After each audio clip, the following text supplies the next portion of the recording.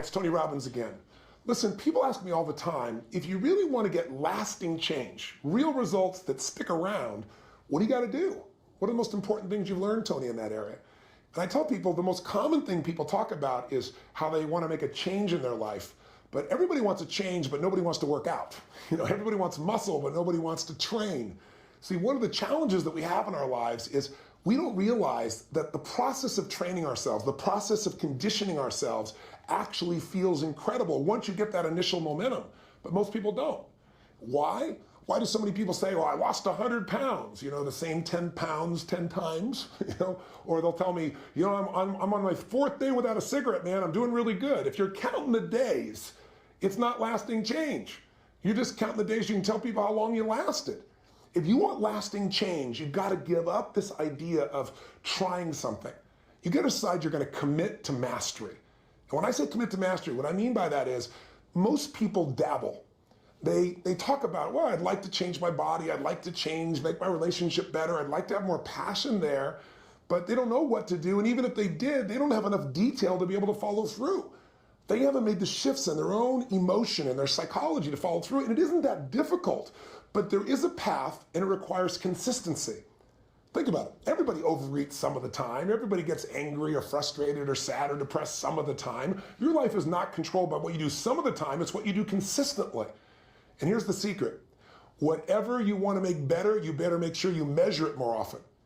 Think about it. If you want to lose weight and you never look at a scale, that's how people find themselves 20, 30, 40, 50 pounds overweight, or even 10 or 15. Because it just kind of happens slowly and then all at once. What do businesses go out of business? Things are okay, and then all of a sudden they're in trouble overnight. It's not overnight. All of our success and failure in life comes from little decisions, little actions, little moments. Failure isn't an overnight event. It's failure to make the phone call. It's failure to say, I love you. It's failure to take care of your body. It's failure to invest some time in yourself so you keep growing and expanding and not just reacting to the world that's constantly demanding your attention. Success comes from doing the right things also, little things, saying I love you, taking the time for what matters most, your body, your mind, your spirit, your emotion, having a plan, and measuring your progress. That's the second thing we need. You got to commit to mastery, but you also really need to get yourself involved in what I call immersion coaching. Immersion coaching is as old as humanity. How have we passed on mastery of anything? Finances, crafts, ideas, business, politics.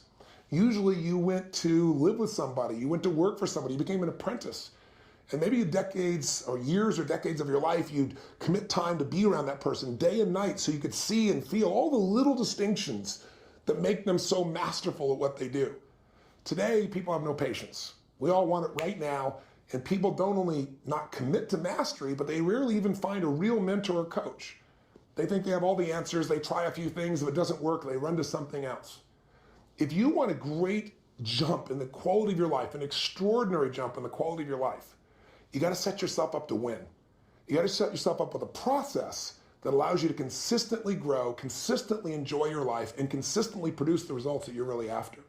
And I don't care what area of life you want to change, coaching is one of the most valuable tools in the world. A coach just has a different perspective. I mean, even back in those days, the best athletes in the days, the Gretzkys, the Michael Jordans, etc., they all had a coach. Still to this day, the best have coaches, because the coach can see what you can't see because you're in the forest, they're outside of it. And I know as an athlete, I was better than some of my coaches, but they made me better. So I said, that's my job. I'm a coach, because to me, a coach is not better. They're a friend, they're an equal, they're there for you. There's somebody who cares deeply about your well-being, but they're also incredibly skilled to help guide you at the moment you really need it.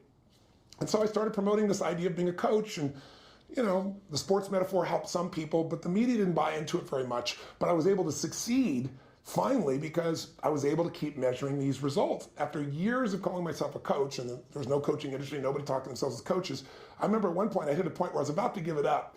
And Larry King even said to me on air one time, he said, what is this? You're a coach. What does that mean? And I was trying to explain peak performance coaching and strategy and so forth.